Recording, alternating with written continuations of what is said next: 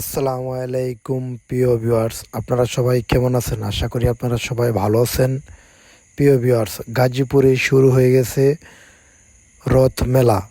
প্রিয় ভিউয়ার্স, এটা আমাদের হিন্দু ভাই ও বন্ধুদের বড় একটি অনুষ্ঠান।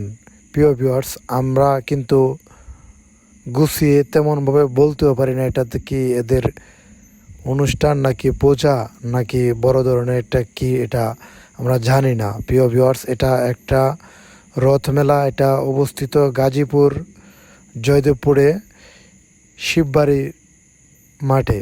প্রিয় ভিউয়ার্স, আপনারা যারা রথমেলাতে আসতে ইচ্ছুক, আর 1-2 দিন রথমেলা থাকবে।